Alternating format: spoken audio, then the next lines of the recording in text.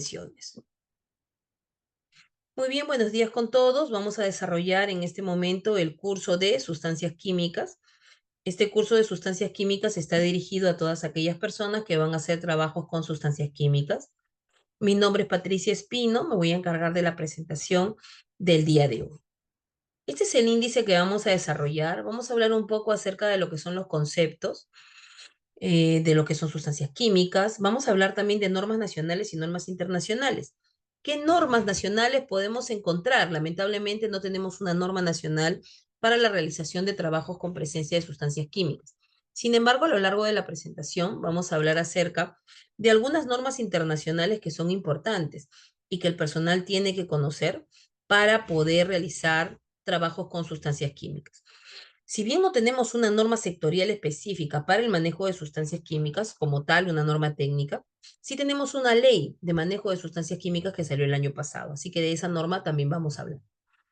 Vamos a hablar de las características perjudiciales. ¿Qué características perjudiciales tienen las sustancias químicas para el ser humano?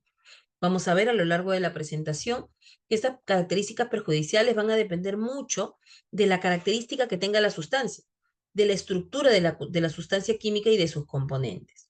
Vamos a hablar también del ingreso de las sustancias químicas a nuestro cuerpo. Vamos a hablar de la ocurrencia de accidentes y enfermedades. Y finalmente vamos a hablar un poco acerca de la información para hacer un manejo seguro de sustancias químicas. Ese es todo el contenido que tiene el curso. Sin embargo, si alguien considera que hay más información, para los que están presentes pueden levantar la mano y para los que están viendo esta grabación se les va a compartir un correo electrónico para que puedan hacer todas sus consultas, ¿ya? ¿Cuáles son los objetivos de esta reunión? Esta reunión tiene tres objetivos principales. El primero es definir criterios mínimos para poder hacer uso de sustancias químicas. Todo lo que vamos a ver aquí son criterios mínimos. Eso quiere decir que si usted va a trabajar, existe la posibilidad de que encuentre más normas, más lineamientos.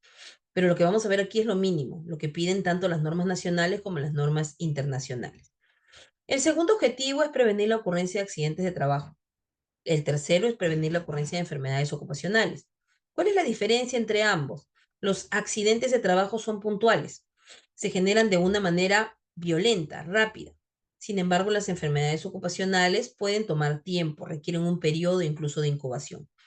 Cuando hablamos de accidentes con sustancias químicas, podemos hablar de quemaduras, podemos hablar de inhalación, pero cuando hablamos de enfermedades ocupacionales, hablamos, por ejemplo, de la neumoconiosis, que es la inclusión de material particulado a los pulmones. Hablamos de la contaminación de los órganos con metales pesados. Entonces, estamos hablando de cosas mayores, las cuales incluso no tienen cura. Entonces, cuando yo trabajo con sustancias químicas, me expongo a la ocurrencia de esos dos eventos. Uno, ocurrencia de accidentes de trabajo que son puntuales. Y segundo, generación de enfermedades ocupacionales. Estas enfermedades ocupacionales se pueden generar en procesos de exposición larga, ¿ya? Esos serían los objetivos que tenemos que cubrir el día de hoy. En cuanto a la normativa nacional, como les comenté, no tenemos una norma técnica peruana específica para sustancias químicas, pero sí tenemos la ley 29783, Ley de la Seguridad y Salud en el Trabajo. Esta ley no me habla de manera específica de sustancias químicas, pero me pide una matriz CIPER. Y cuando yo hago una matriz CIPER por puesto de trabajo, ahí sale el uso de sustancias químicas como un peligro. La sustancia química es un peligro y los riesgos que esta puede generar dependen del tipo de sustancia química del cual estamos hablando. Así que nuestra ley de sustancias químicas, de manera indirecta, también me habla acerca de lo que es la sustancia química, ¿sí? Pero de manera indirecta. Luego también tenemos algunas leyes, ¿no? Por ejemplo, este decreto legislativo 1750, que es el decreto legislativo que me habla del manejo de sustancias químicas. Es una de las primeras leyes relacionadas con el tema de sustancias químicas que tenemos en el gobierno. Entonces, esta ley salió el año pasado y en esta ley me hablan acerca de la gestión en el manejo de las sustancias químicas.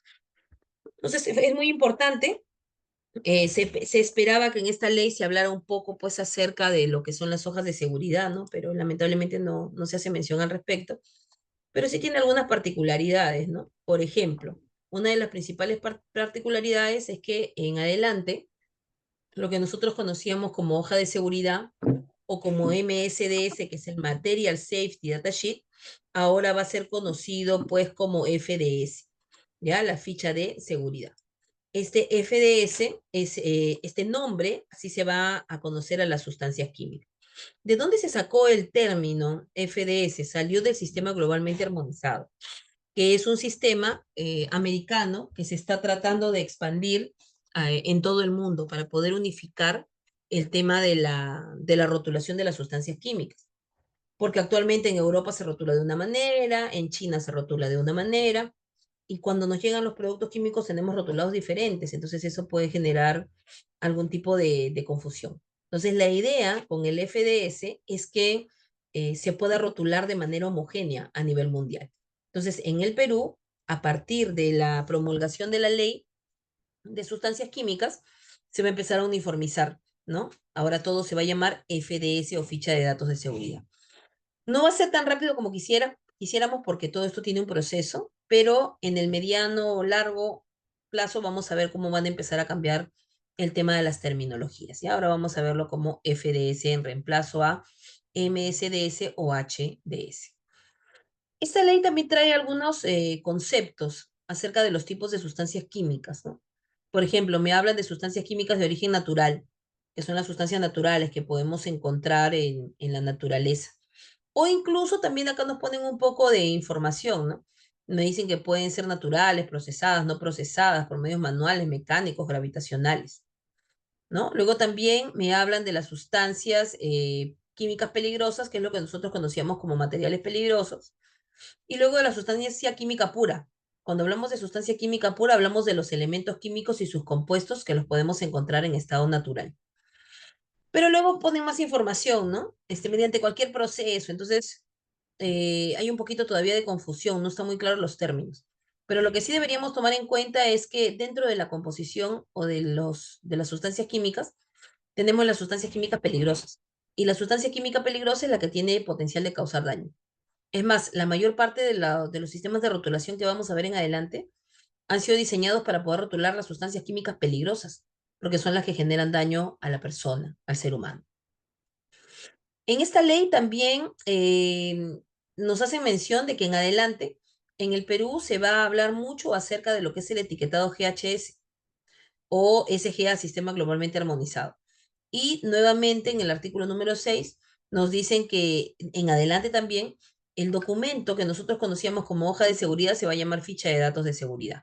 Ese quizás es uno de los principales cambios que podemos encontrar en esta normativa, ¿no?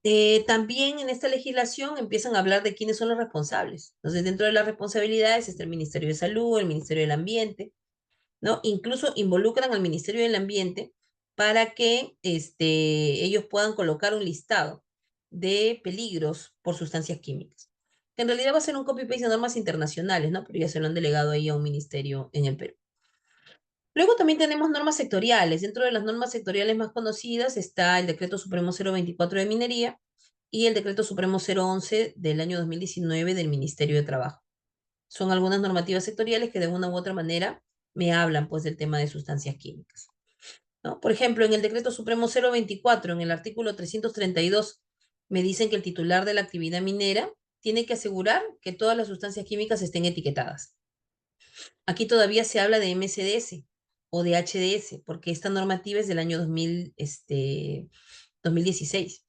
La norma de sustancias químicas salió el año pasado. Entonces todavía no son coherentes los términos. En la próxima actualización del 024 es probable que ya no veamos el término MSDS, sino FDS, ¿no? También en el artículo 333 nos dicen el titular minero tiene que tener un archivo de todas las hojas de seguridad de todas las sustancias químicas, ¿no? Y eso es algo que sí encontramos en mina.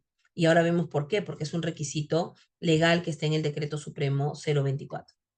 Luego también en el artículo 334 nos hablan de un listado de sustancias químicas, que si las tenemos, tenemos que hacer un análisis de riesgo especial, porque son sustancias muy peligrosas. Por ejemplo, ¿no? Si tenemos almacenado ácido sulfúrico, deberíamos hacer un análisis especial. ¿Qué características tiene el ácido sulfúrico? El ácido sulfúrico es corrosivo. En contacto con la piel genera destrucción de tejidos. Y el ácido sulfúrico también dentro de los peligros que involucra, dentro de los riesgos que involucra, tiene el riesgo de corrosión o de oxidación. En el caso de la cal viva, por ejemplo, por ser un material particulado que contiene sílice. En el caso del cianuro, el cianuro en estado gaseoso es letal. Basta que haya 4.7 partes por millón de cianuro para que se pueda producir la muerte de una persona. Ahora alguien por ahí me dirá, bueno, yo no trabajo con cianuro. El problema con el cianuro es que no es necesario que tú trabajes con él, sino que haya cianuro en el ambiente, que tú estés en el lugar equivocado, que haya una fuga de cianuro y que tú inhales el cianuro. Entonces también el cianuro es una sustancia química altamente peligrosa. Y el cianuro genera daño en los tres estados, estado sólido, líquido y gaseoso. También si tienes combustibles de motores y lubricantes, porque generan riesgo de explosión. También si tienes hidróxido de sodio. El hidróxido de sodio y el ácido sulfúrico tienen las mismas características, son corrosivos. Luego tenemos el mercurio se evapora a temperatura ambiente. Tú tienes una bolita de mercurio, porque el mercurio cuando se derrama se hace bolita. Tú tienes esa bolita de mercurio a temperatura ambiente y no te das cuenta, el mercurio se está evaporando y si no tienes protección respiratoria, inhalas y se deposita al interior de tu cuerpo. Lo mismo pasa con el peróxido de hidrógeno. El peróxido de hidrógeno es una sustancia química que si entra en contacto con el dióxido de carbono genera más oxígeno y hace que el ambiente se vuelva inflamable. Entonces, si tenemos cualquiera de estas sustancias químicas, se tiene que hacer un análisis de riesgo adicional. Eso es lo que dice el Decreto Supremo 024. Luego también en el artículo 335 me dicen, donde hay sustancias químicas se almacenan o se manipulan, tiene que haber una hoja de seguridad. Siempre la gente pregunta, ¿y dónde dice? Acá está, artículo 335. Tú vas a trabajar con una sustancia química, su hoja de seguridad. En el artículo 338 también, ¿no? Si tú vas a almacenar, 337, si tú vas a almacenar sustancias químicas, tiene que tener contenedores de acuerdo a estándares internacionales que tengan la capacidad de contener la sustancia química. Por ejemplo, yo no podría guardar este ácido sulfúrico en un envase de plástico delgado, porque el ácido sulfúrico lo va a destruir y el ácido se va a derramar. ¿Ya? Y también estos contenedores tienen que ser rotulados, es obligatorio. O sea, rotulas el envase que contiene la sustancia química y si eso lo colocas dentro de un contenedor secundario, ¿no? O lo trasvasas, perdón, deberías también de rotular. Se rotula el envase principal y si yo trasvaso a otra solución, debería estar rotulado también. Todas las sustancias químicas tienen que estar rotuladas independientemente del tamaño del envase, ¿ya? Por ejemplo, ¿no? En el artículo 335, ¿qué nos dice? Donde almacenes, manipules o tengas sustancias químicas que sean dañinas para el ser humano, debería de haber una ducha. Y normalmente esto se cumple cuando hay presencia de ácido sulfúrico. Si una persona recibe una salpicadura de ácido sulfúrico, va a la ducha y jala toda la ducha, el máximo volumen posible. Si tú tienes una salpicadura de ácido sulfúrico y te echas poca agua, es peor. Se genera una reacción exotérmica. La salpicadura de ácido sulfúrico tiene que ser contrarrestada con un chorro abundante de agua. Por eso la ducha es ancha, abierta, para que caiga un chorro prominente de agua, ¿ya? Luego también en el 024 hay algunos artículos que hablan del cianuro, ¿no? Hay varios artículos, hay un subcapítulo incluso que habla del cianuro, porque el cianuro es una sustancia química que se utiliza mucho en minería. Incluso también hay una ley de cianuro. Cuando nosotros queremos hacer algún tipo de trabajo con cianuro, se tiene que cumplir con lo que dice la legislación, la ley de manejo de cianuro, y si es para minería, también con este subcapítulo que está en el Decreto Supremo 024. Miren, todo eso son requerimientos para el manejo de cianuro. Y aquí está la ley de comercialización, almacenamiento y uso de cianuro, la ley 29023, que es de cumplimiento obligatorio a nivel nacional en todo el Perú. Asimismo, también tenemos esta ley de manejo de insumos químicos fiscalizados. Estos insumos químicos, estos productos químicos no pueden ser vendidos en la ferretería, en la tienda, porque son utilizados para la fabricación de droga. Entonces son fiscalizados. ¿Qué quiere decir? Son controlados. Dentro de ellos tenemos el ácido clorhídrico, sulfúrico, el permanganato de potasio, el carbonato de sodio, todos estos sirven para hacer sustancias químicas, para hacer droga. Entonces no se pueden vender. Si yo quiero vender, comercializar, comprar, transportar, utilizarlo en un proceso, tengo que sacar un permiso.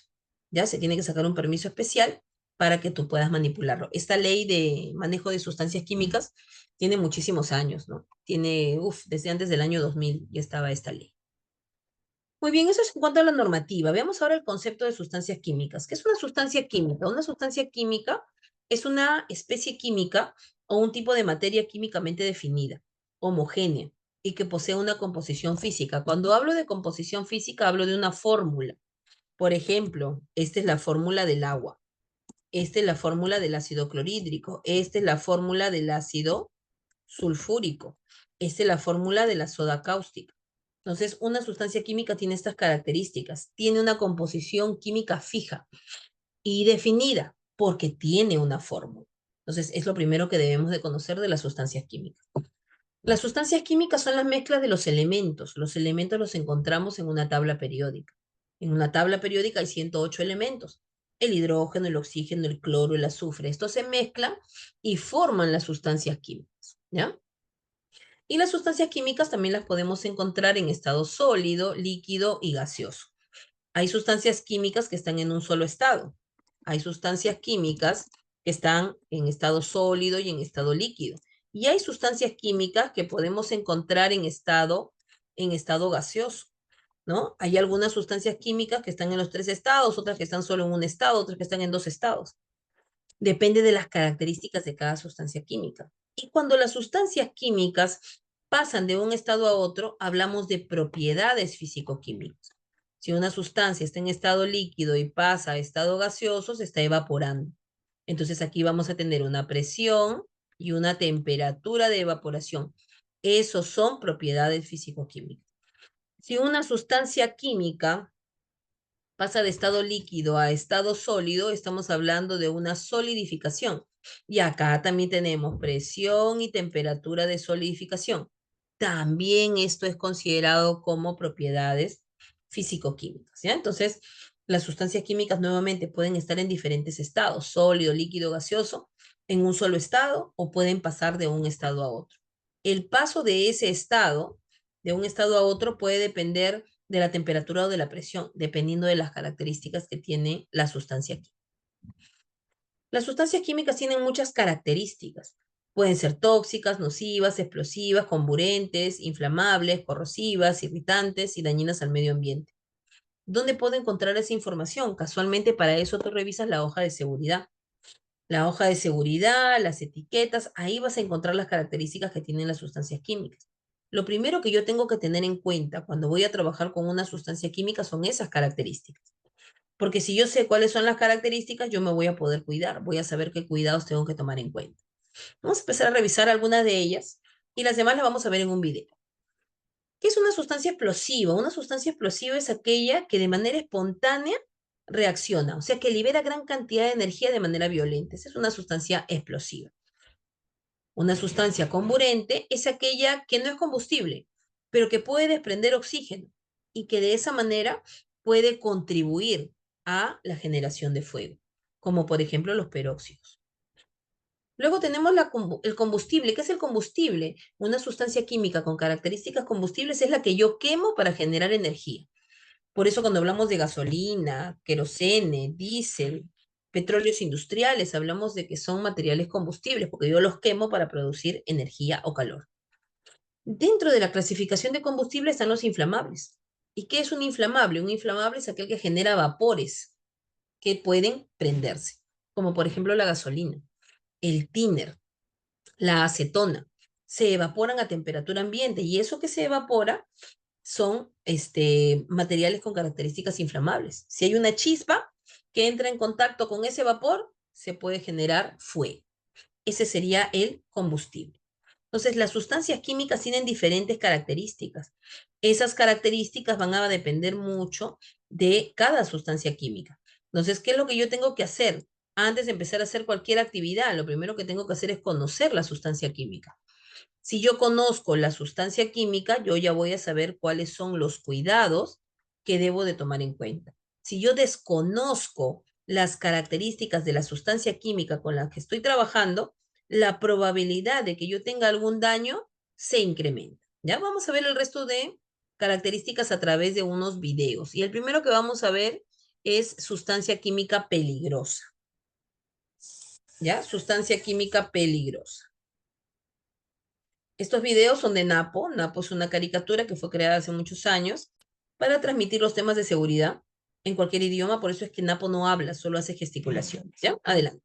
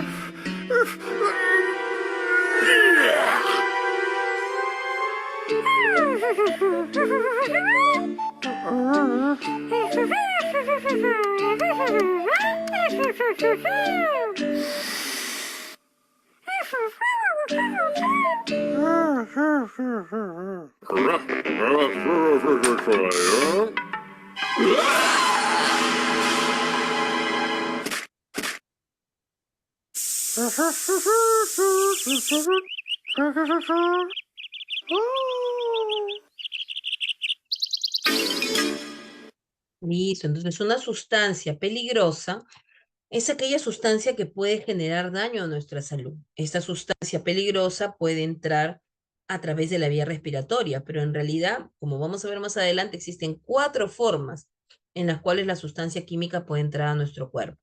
A través de la vía respiratoria, a través de la vía digestiva, a través de la piel y a través de la vía parental, que es por las llagas o heridas que podamos tener en alguna parte de nuestro cuerpo. ¿Ya? Eso sería una sustancia química peligrosa. Si yo voy a trabajar con una sustancia química peligrosa, tengo que identificar por dónde es que esa sustancia química va a entrar a mi cuerpo. Y al saber eso, tengo que bloquearla. Ese bloqueo va a permitir que la sustancia química no genere daño a mi salud. Muy bien, característica irritante. ¿Qué es un irritante?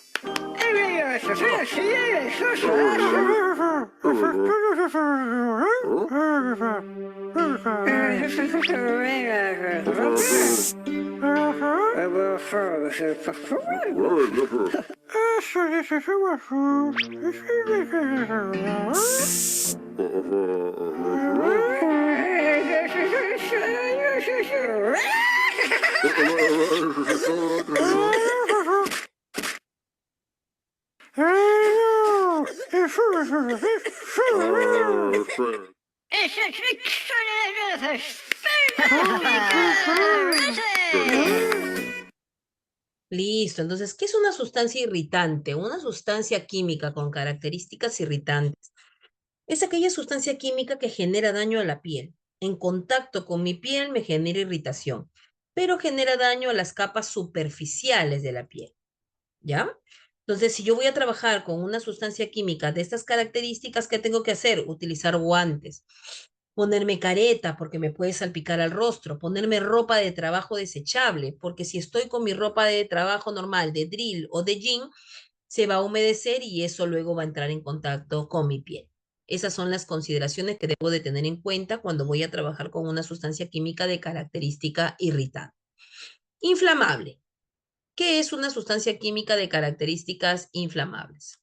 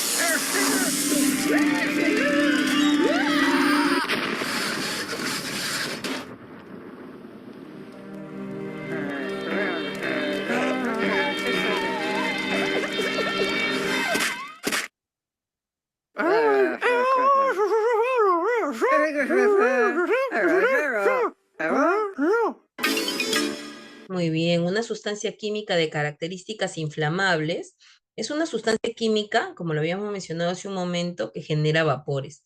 Por lo tanto, ¿no? Que genera vapores que en contacto con una chispa pueden generar fuego.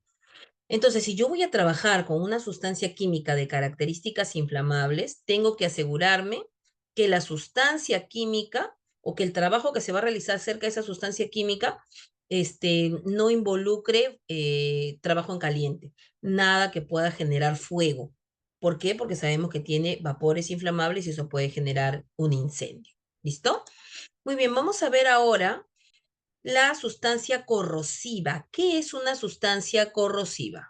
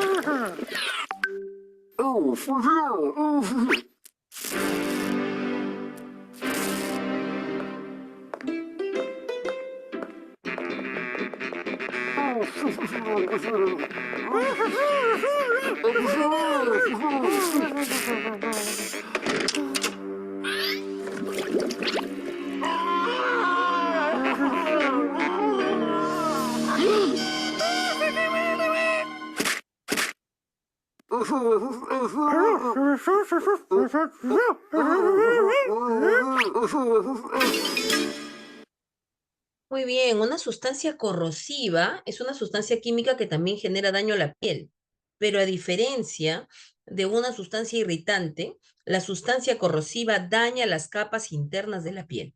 Una sustancia corrosiva es una sustancia química que tiene la capacidad de oxidar el acero y el aluminio y destruir los tejidos animales y vegetales, ¿ya? Entonces, una sustancia corrosiva, si yo voy a trabajar con una sustancia corrosiva, el nivel de cuidado que tengo tiene que ser mayor. Ponerme guantes, ponerme lentes, careta y la ropa de trabajo. Una sustancia corrosiva tiene la capacidad de destruir tejidos animales y vegetales. Es muy peligrosa, muy dañina. Ejemplos de sustancias corrosivas, todos los ácidos, clorhídrico, sulfúrico, nítrico y la soda cáustica. Ya son sustancias químicas de características corrosivas. Vamos a ver ahora las sustancias tóxicas. ¿Qué es una sustancia tóxica? ¿Qué es una sustancia tóxica?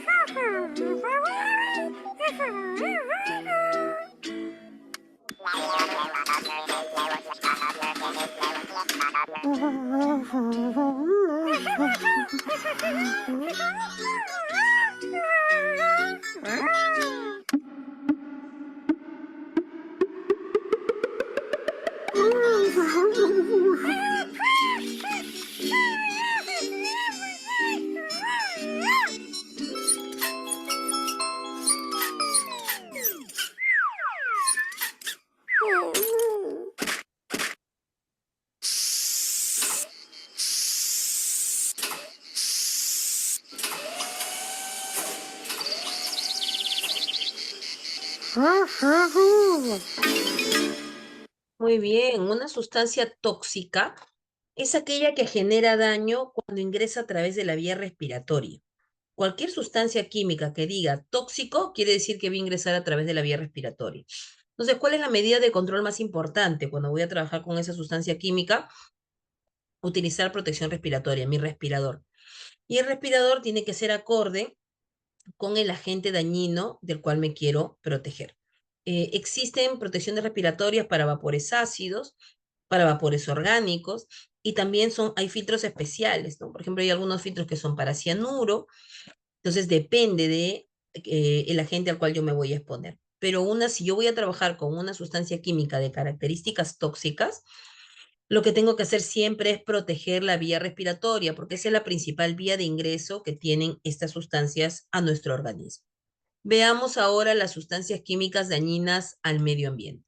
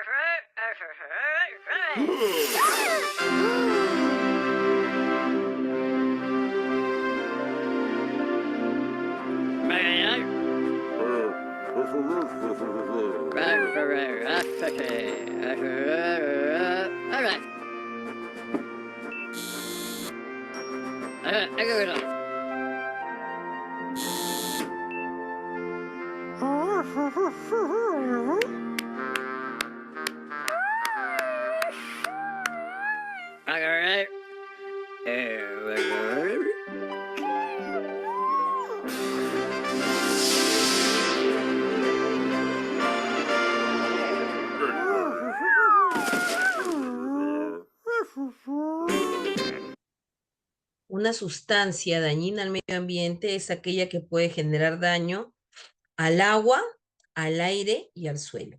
Entonces, cuando una sustancia química tiene estas características, al momento de trabajar con ella, tengo que evitar que entre en contacto con el agua, con el aire y con el suelo. Y cuando termine de utilizar esta sustancia química, el envase tiene que ser desechado como si fuera un material peligroso.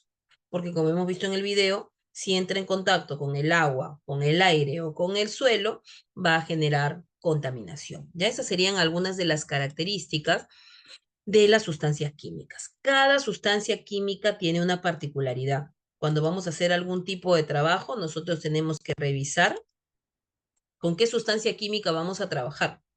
Aquí les pongo algunos ejemplos de sustancias químicas, entonces tengo que conocer la sustancia química. ¿Cómo se llama la sustancia química? ¿Qué características tiene? ¿Cómo se llama? ¿Cómo se llama la sustancia química? Lo encuentro en la etiqueta. ¿Qué características tiene o qué cuidados tengo que tomar en cuenta para que esa sustancia química, al momento de trabajar con ella, no me genere daño? Tengo que buscar fuentes de información. Una de las fuentes de información es la hoja de seguridad. Otra de las fuentes de información es el rombo NFPA. Entonces, dependiendo de la característica de la sustancia química, yo voy a tomar acción, voy a implementar medidas de control para que la persona pueda trabajar sin que eso pueda generar ningún daño a su salud. Las sustancias químicas pueden generar daño, es más, cuando hablamos de sustancias químicas, lo que realmente estamos haciendo es hablar de materiales peligrosos, o de MATPEL, o de hazmat, como lo llaman en inglés.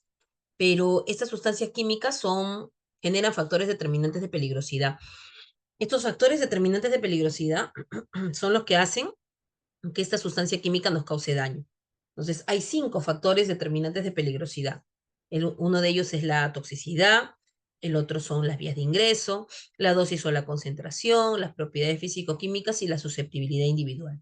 Esos son los 5 factores determinantes de peligrosidad que van a ocasionar que la sustancia química me genere daño. Teniendo en cuenta esto, yo tengo que cuidarme, porque tengo que trabajar, tengo que estar en contacto con esa sustancia química, pero lo que tengo que hacer es evitar que esa sustancia química me genere algún tipo de daño, y eso lo puedo evitar a través del conocimiento. ¿Qué es la toxicidad? La toxicidad es la capacidad que tiene la sustancia química de ocasionar daño. La sustancia química es dañina. La única forma en la cual yo puedo disminuir un poquito su toxicidad es quizás diluyéndolo, pero de todas maneras me estoy exponiendo. Entonces, ¿qué tengo que utilizar? Medidas de control. Uso mis EPPs, uso equipos de protección colectiva, depende de las características de la sustancia y el trabajo a realizar. Otro factor determinante de peligrosidad es la vía de ingreso. Las sustancias químicas ingresan a nuestro cuerpo por 4 vías: vía respiratoria, vía dérmica, vía digestiva y vía parental. A través de la vía respiratoria es por la nariz, es donde se genera la inhalación y es la principal vía de ingreso de las sustancias químicas a nuestro cuerpo. Por la vía respiratoria pueden ingresar el material particulado, los vapores, las neblinas, los gases, ¿no? Los humos. En realidad puede ingresar muchas cosas a través de la vía respiratoria. Por ejemplo, si habláramos de gases y vapores, ambos pueden ingresar a través de la vía respiratoria, pero ¿cuál es la diferencia? Un gas es aquel que a presión y temperatura ambiente está en estado gaseoso. Por ejemplo, el oxígeno, el hidrógeno, el nitrógeno. Pero un vapor es aquel que se genera a partir de una sustancia sólida o líquida. Por ejemplo, tú pones un poco de agua en la tetera, prendes la cocina y a través de la boca va a salir vapor. Ese es el vapor de agua. Entonces son completamente diferentes, pero ambos son dañinos. También pueden ingresar a través de la vía respiratoria el material particulado y los humos. ¿Cuál será la diferencia entre material particulado y los humos? El material particulado es el resultado de un proceso mecánico. Por eso, cuando tú barres en tu casa, levantas humo. En minería, cuando hacen procesos de chancado, molienda, en la industria del cemento, cuando transportan el cemento, cuando hacen chancado, de la piedra caliza, ahí se genera material particulado. Entonces, el material particulado es el resultado de un proceso mecánico y los humos son el resultado de un proceso térmico. Por eso, cuando hablamos de soldadura, hablamos de humos de soldadura, no hablamos de material particulado de soldadura, hablamos de humo de soldadura, porque el humo de soldadura es el resultado de un proceso térmico. Entonces, todo eso puede ingresar a nuestra vía respiratoria al momento de la realización de nuestras actividades. ¿En qué casos utilizamos full face? Normalmente para proteger la vía respiratoria utilizo la máscara de media cara. ¿Pero en qué caso utilizo full face? Utilizo full face cuando esa sustancia química no solamente va a generar daño a mi sistema respiratorio, sino que también puede generar daño a las partes blandas de nuestros ojos. En ese caso se utiliza el full face. Luego también a través de la vía digestiva, a través de la vía respiratoria, se pueden generar muchas enfermedades. Puede generarse asfixia, problemas en el sistema respiratorio, problemas pulmonares. Incluso esta es una de las quizás principales causantes de la neumoconiosis, que es la inclusión de material particulado a nuestros pulmones. Luego tenemos la vía digestiva. La vía digestiva es cuando la sustancia química ingresa por la boca. Y en esta vía digestiva, lo más importante es evitar comer. No puedes comer en los ambientes de trabajo, porque el ambiente está lleno de material particulado y también hay presencia de contaminantes en las manos. Entonces, nunca se come en los ambientes de trabajo. Con la justa se pone agua, pero tomas el agua y cierras el gabinete y pones el vaso dentro del gabinete para que no se contamine. ¿Ya? En el caso de los alimentos, antes de ir a comer, lavarse las manos, remangarse la camisa, lavarse incluso, si se puede, hasta los codos, sacudirse el cabello, lavarse el rostro, porque estamos impregnados de sustancia química y cuando tú vas comiendo, eso queda tus alimentos y luego ingresa por tu boca hacia tu estómago. Luego tenemos la vía dérmica. La vía dérmica se genera cuando hay salpicadura a la piel. Entonces, en este caso, ¿qué es lo que tenemos que hacer? Si hay salpicadura en la piel, tenemos que ir a la ducha o a lavaojos. El tiempo promedio que una persona puede estar en ducha o lavaojos es aproximadamente 15 minutos, pero en la hoja de seguridad te pueden dar más detalle. Ya, si yo quiero saber exactamente cuánto tiempo debo permanecer por contacto con esa sustancia química, tengo que revisar la información en la ducha y en el lavaojos. Lo que sí les puedo decir es que cerca a los tanques de ácido sulfúrico siempre van a encontrar una ducha o un lavaojos. Cada vez que ustedes van a hacer algún trabajo en esas proximidades, ¿qué es lo que tienen que hacer? Lo primero que tienen que hacer es verificar la operatividad de la ducha. Van a la ducha y la jalan para ver si tiene agua, para ver si el flujo es suficiente y también para ver si la calidad de agua es adecuada. Hay ocasiones en las cuales ponen la ducha 2, 3 años, pero nunca nadie la probó. Cuando jalas la ducha no sale agua o sale con óxido. Lo mismo pasa con los lavaojos.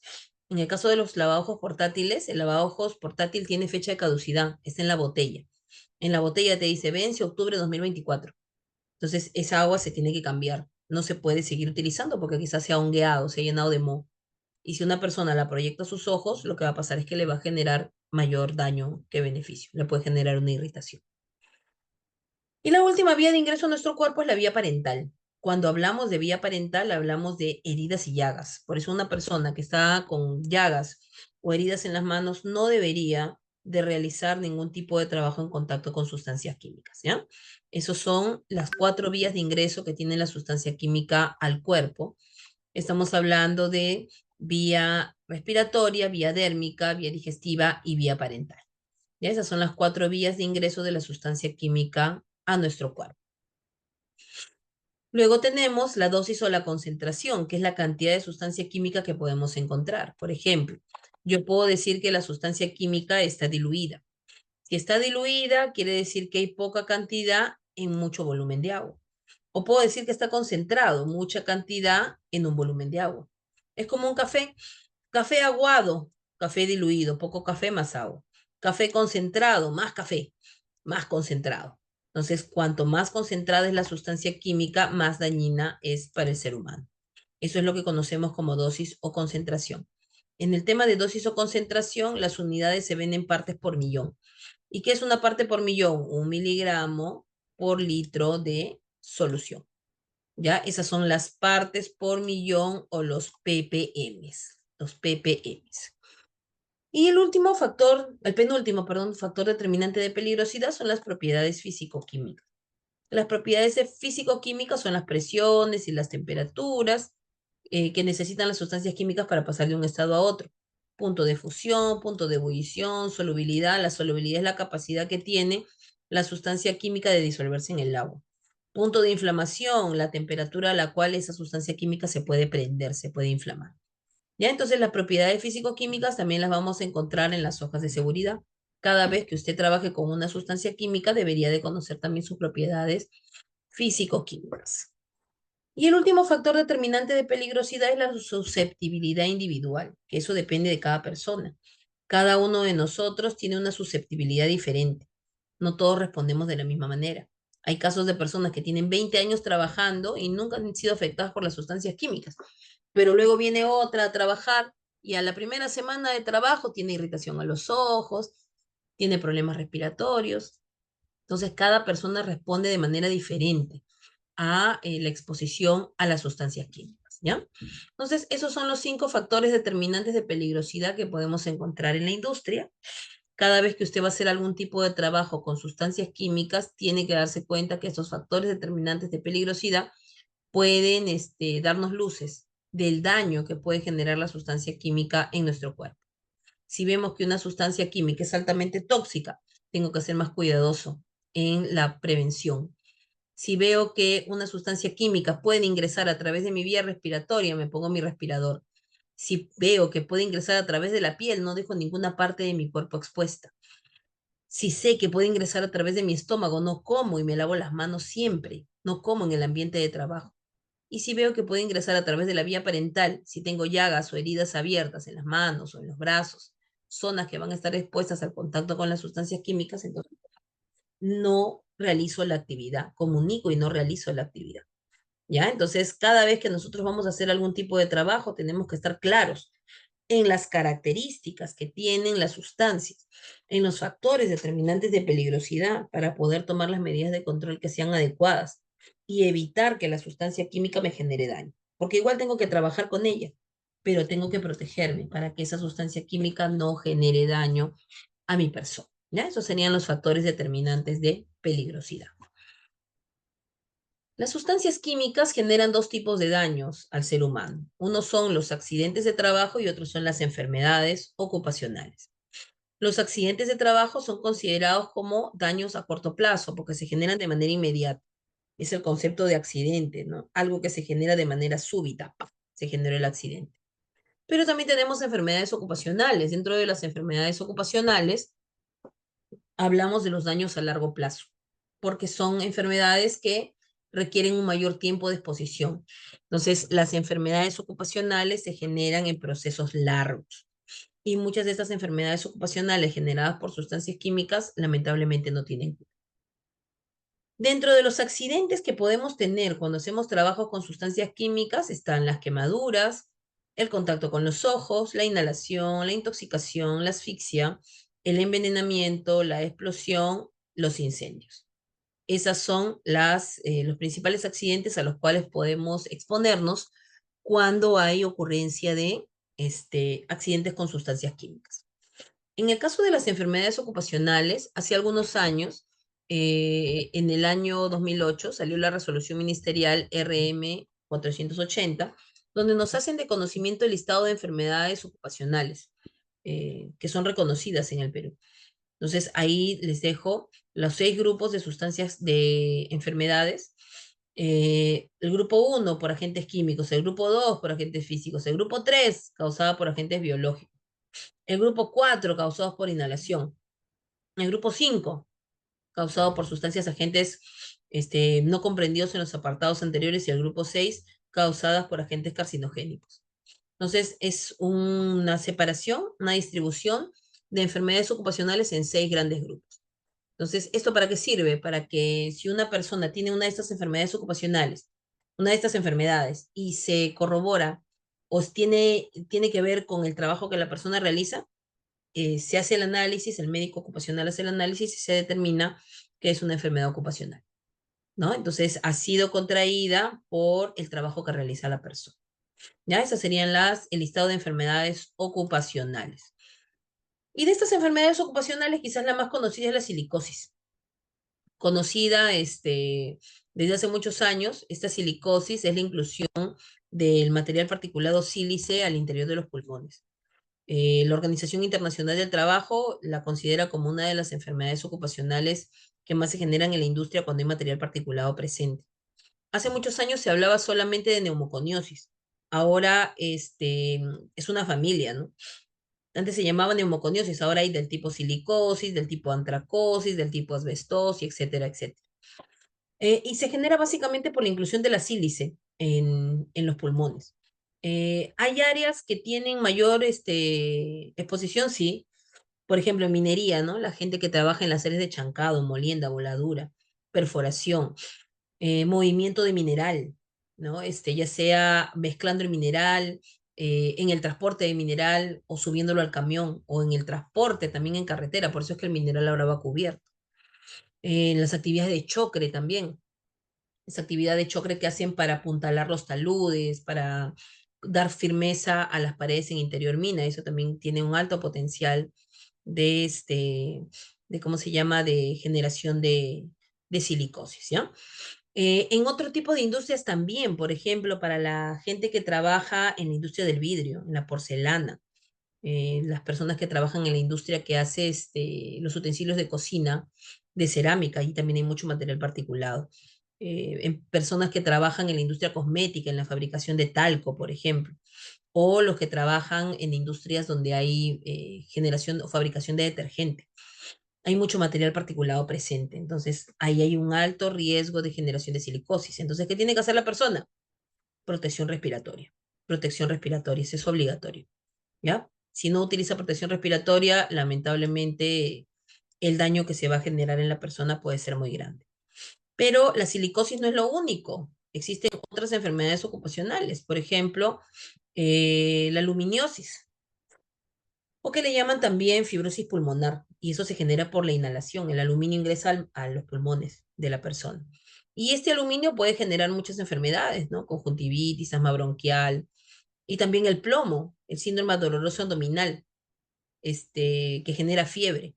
Una persona cuando hace trabajos, por ejemplo, de soldadura con plomo o con inoxidable, hace fiebre, se le llama fiebre del soldador. Pero quizás no sea una sola fiebre, sino, no sea simplemente una fiebre, sino que hay una intoxicación con plomo, ¿ya? Entonces, incluso el plomo se deposita en nuestro cuerpo y no permite que absorbamos los nutrientes.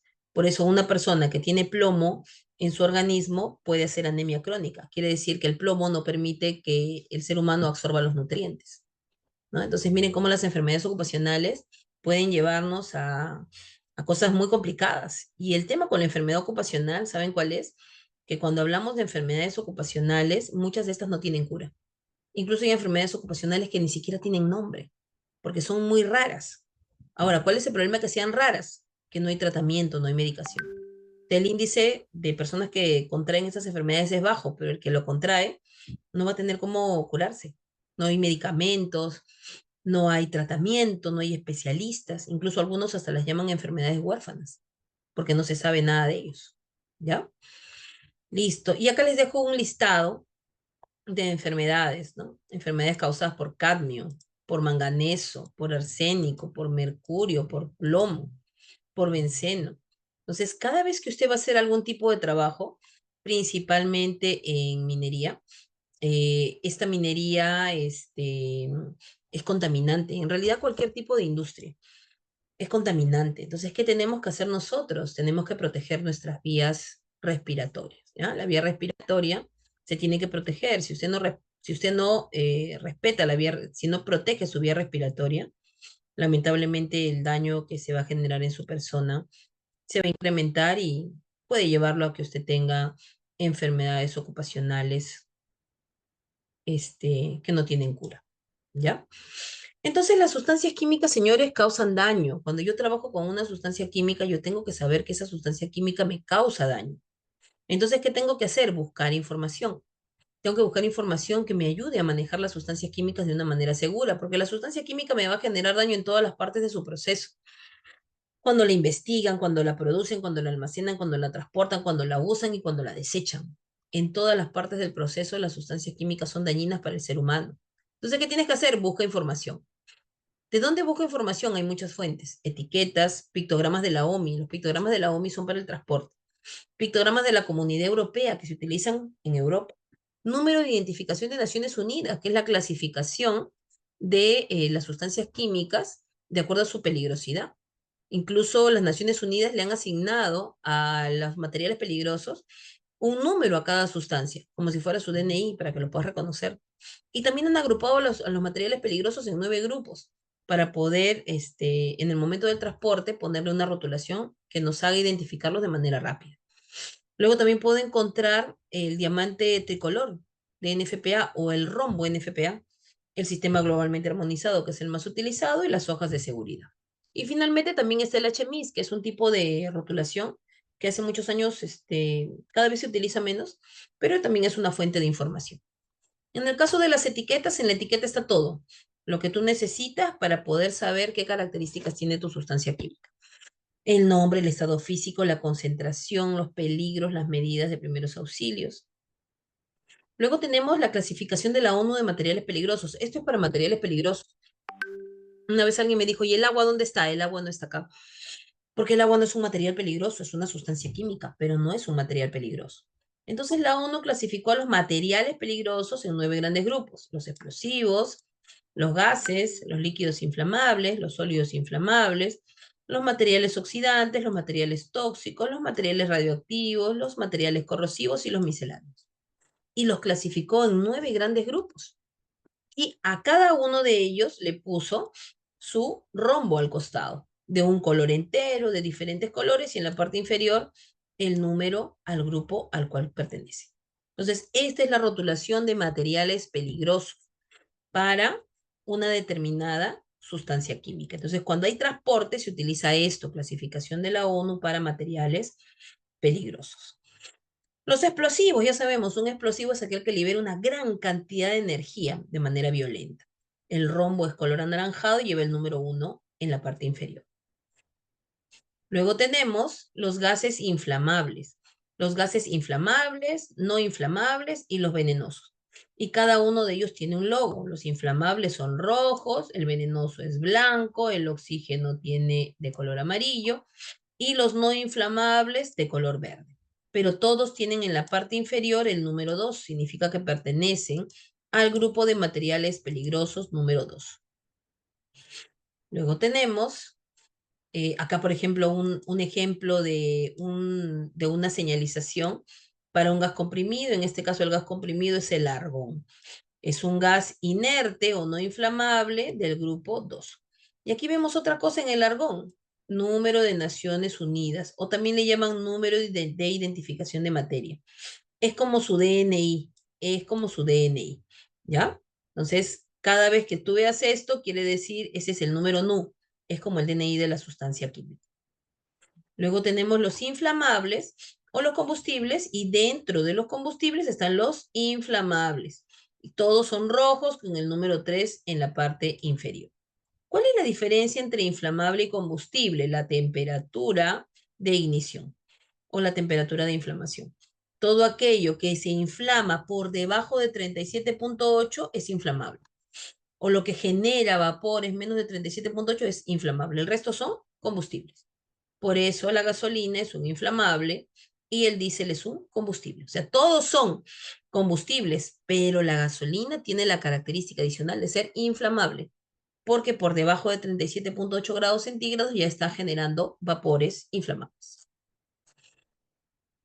Luego tenemos los sólidos inflamables.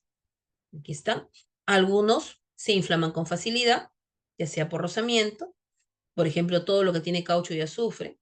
Y también están los que reaccionan espontáneamente, por ejemplo, el fósforo blanco que utilizamos para la casa, las barras de sodio, el carburo de calcio. Al carburo de calcio le echas agua y se genera una reacción terrible. Es un ejemplo de sólido inflamable.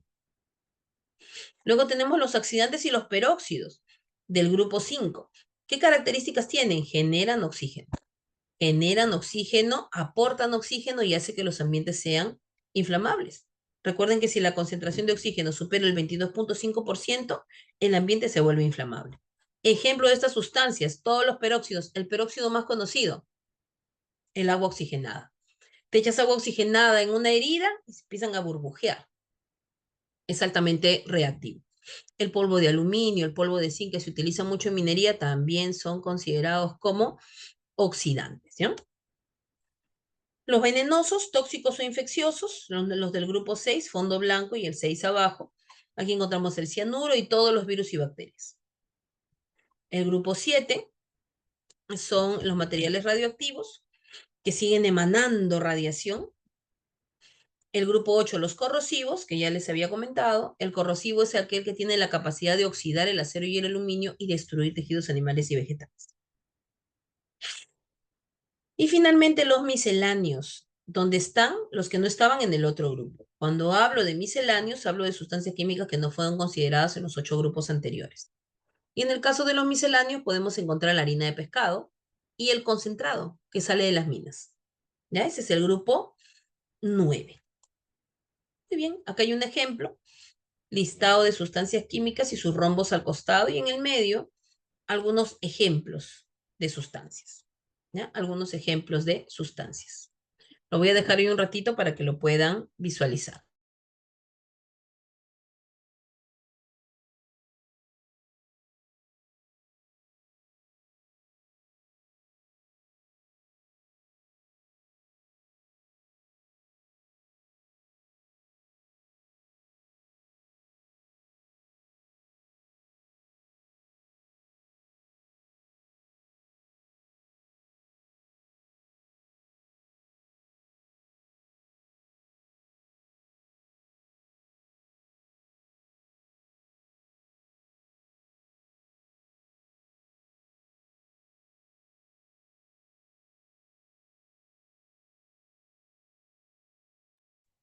Ok, entonces ese sería el listado con algunos ejemplos de sustancias de materiales peligrosos. Clasificación del 1 al 9 de materiales peligrosos de la ONU que sirve para el transporte. Esto es para el transporte. Quizás por ahí lo vean ustedes en campo, ¿no? Ya el cilindro, claro, pero está el cilindro con su rotulación porque así lo han transportado, pero en realidad fue creado para el tema del transporte, ¿ya? La siguiente fuente de información es el rombo NFPA. El rombo NFPA es este que está acá. Ahí tenemos rojo, inflamabilidad, amarillo, reactividad, azul, salud, incoloro, riesgos específicos. Y del 0 al 4 se ponen los valores, donde 0 es el más bajo y 4 el más alto. Para el tema de riesgo a la salud, 0 quiere decir que no tiene riesgo a la salud. 4 quiere decir que es mortal, ¿ya? En el tema de la inflamabilidad, 0 que no se inflama el agua, por ejemplo. Y 4 se inflama por debajo de 25 grados centígrados, puede ser, por ejemplo, la acetona o el thinner. En el tema de reactividad, 0 que es estable. 4 puede explotar súbitamente como la nitroglicerina. Y para los riesgos específicos, tenemos acá cinco denominaciones que son conocidas: el oxidante, el corrosivo, el radioactivo, no usar agua y el riesgo biológico. No usar agua, W con una raya, quiere decir que la sustancia química no se puede mezclar con agua porque va a generar una reacción violenta. ¿Ok? Luego tenemos los pictogramas de la Comunidad Europea que cada vez se utilizan menos, pero igual en algún momento los podemos ver en algún producto químico que viene, por ejemplo, de Europa. Pero cada vez se utiliza menos. Esto está siendo reemplazado por el GHS o el Sistema Globalmente Armonizado. Aquí tenemos el número de identificación de la materia, que es como el DNI de la sustancia química. Cada sustancia química tiene un número. Por ejemplo, ¿no? 1203 gasolina. Y así se utiliza en conjunto con el rombo, con el rombo de clasificación de 9 grupos para transporte de materiales peligrosos. Cuando se utiliza así se llama placa DOT. Esta es la gasolina. 1203 pertenece al grupo 3. ¿Qué significa esto? Que es inflamable. ¿Y esto para qué sirve? Esto sirve para que en una situación emergencial la gente se dé cuenta qué es lo que puede pasar con esa sustancia química. Luego tenemos este para el metanol y todas las sustancias químicas, todos los materiales peligrosos transportados tienen esto que se llama placa doble. Y aquí tenemos, ¿no? Para la gasolina, el acetona, el carburo, el peróxido, el ácido clorhídrico y el ácido sulfúrico. Y un ejemplo de cómo se utiliza, ¿ya? Un ejemplo de cómo se utiliza. Luego tenemos también el sistema globalmente armonizado. Como les había comentado, el sistema globalmente armonizado es un sistema que nos va a ayudar a rotular para el uso. La clasificación de 9 grupos de Naciones Unidas era para el transporte, pero este es para el uso, ¿ya? Este es para el uso. Entonces, aquí tenemos los pictogramas del GHS, tenemos 9 pictogramas. Sustancias explosivas, inflamables, comburentes, gases bajo presión, sustancias corrosivas, toxicidad aguda categoría 1, toxicidad aguda categoría 2, cancerígeno o mutagénico y dañino al medio ambiente. Es la clasificación de 9 grupos para lo que son las sustancias químicas. Y todo esto se llama sistema globalmente armonizado.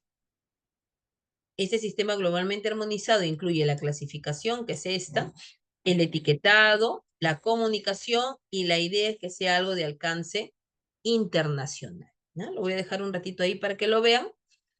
Ahí están los 9 rótulos. Cada vez que usted va a hacer algún tipo de trabajo con uso de sustancias químicas en campo, necesariamente se tiene que cumplir con este tipo de rotulación, ahora que la ley de sustancias químicas ya lo ha mencionado.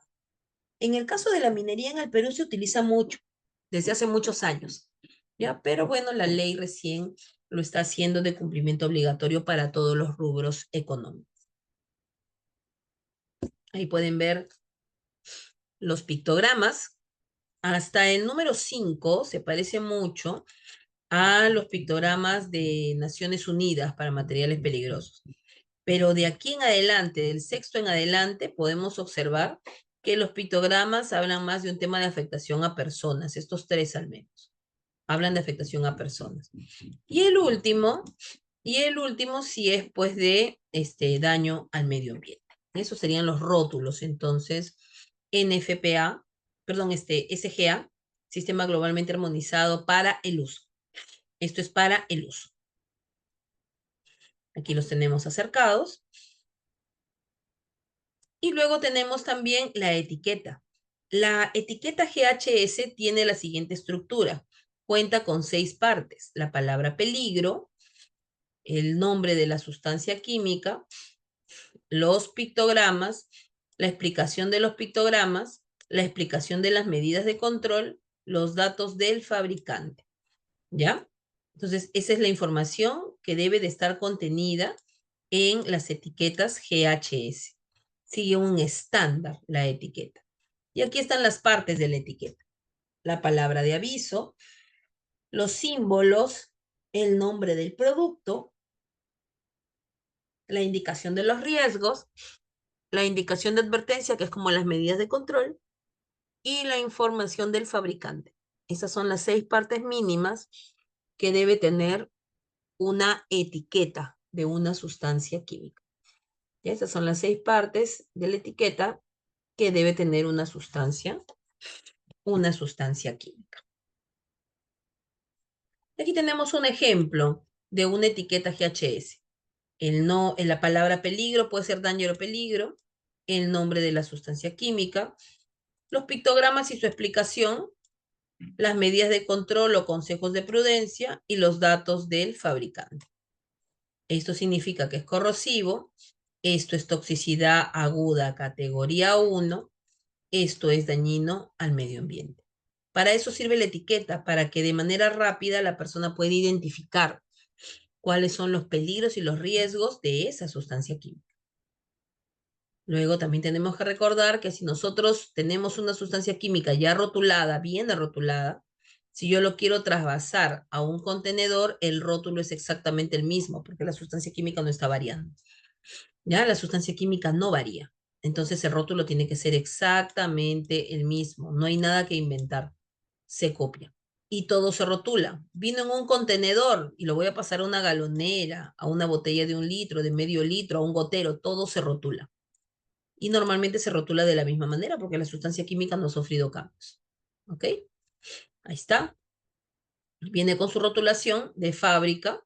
Y esta rotulación de fábrica significa que es inflamable, eso significa que es cancerígeno o mutagénico y eso significa que es toxicidad aguda categoría 1. ¿Ya? Toxicidad aguda categoría 1. Entonces, eso me da información de las características que tiene pues la sustancia química. Luego tenemos el HMIS, que es una rotulación similar al rombo NFPA, pero que ya no se utiliza mucho. Ahí vemos también en azul la salud, en rojo la inflamabilidad, en amarillo la reactividad, en blanco los riesgos especiales y una particularidad que tiene el HMIS es que tiene un espacio para que tú puedas poner el EPP, pero lo pone por letras. A, casco y lentes, B, casco, lentes, zapatos, ¿no? Entonces hay que aprenderse la letra o tener el glosario cerca, ¿no? Entonces ahí le pones, acá pones A, por ejemplo, ¿no? Equipo de protección personal, puede ser A, B. Vamos a ponerle A. A. ¿Y qué significa A? A está en el siguiente, anteojos de seguridad.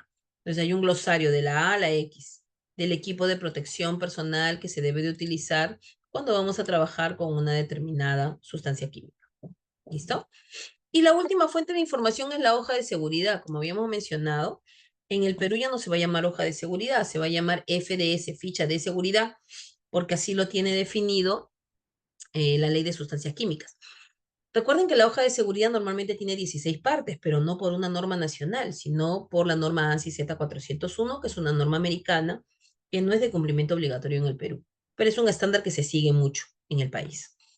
Aquí está la estructura de la hoja de seguridad, ANSI Z401, y las partes de la hoja de seguridad son las siguientes: el producto químico, la composición, la identificación de los riesgos, los primeros auxilios, qué hacer en caso de fuego, qué hacer en caso de derrames, cómo almacenar, cómo controlar el contacto de la sustancia química con la persona y el equipo de protección personal que la persona va a utilizar. Esas serían las primeras 8 partes de la hoja de seguridad. Cuando yo reviso la hoja de seguridad, tengo que leer la información. En la lectura de esa información voy a encontrar todas estas partes y yo tengo que revisar y leer para saber qué medidas de control voy a implementar. Ahí me dicen, en primeros auxilios, darle a beber agua. En caso de ingesta, tengo que tener agua cerca. Por ejemplo, ¿no? que la persona vaya, le salpicó, que la persona vaya a la ducha o al lavabojos, tengo que fijarme que haya realmente. Si no hay ducha y lavabojos, levanto la mano y ¿saben qué? Acá se necesita una ducha y un lavabojos no hay. Entonces que traigan algo que sea móvil, pero que lo traigan, porque en caso de una situación emergencial, ¿cómo vamos a hacer la atención a la persona? En el punto 9 las propiedades físico-químicas. En el punto 10 la estabilidad y reactividad. En el punto 11 la información toxicológica. En el punto 12 la información ecológica. En el punto 13 las consideraciones de eliminación. De aquí en adelante, estas partes no son obligatorias. ANSI dice que todo esto es obligatorio, pero del 13 hacia abajo no es obligatorio, es opcional. En el punto 14, la información del transporte. En el punto 15, información reglamentaria. Y en el punto 16, otras informaciones. ¿Ya? Ese es el contenido mínimo que debe tener una hoja de seguridad en base a la norma ANSI Z400. Recuerden que en el Perú no contamos con una denominación específica para lo que son sustancias, contenido de hoja de seguridad para sustancias químicas. ¿Ya? Muy bien, espero que esta información sea de utilidad. Se les va a compartir junto con el video un correo para que puedan hacer las consultas que ustedes tengan. Y al final de la visualización del video se les va a compartir también un examen, el cual tiene que ser desarrollado con una nota promedio de 16. Y el examen tiene 25 preguntas, la nota mínima probatoria va a ser 20 de 26, 20 de 25. Y se les va a dar un periodo de tiempo definido para que ustedes puedan desarrollar el examen. ¿Listo? Muchas gracias a todos. Patricia Espino los acompañó en esta reunión. Buenas tardes.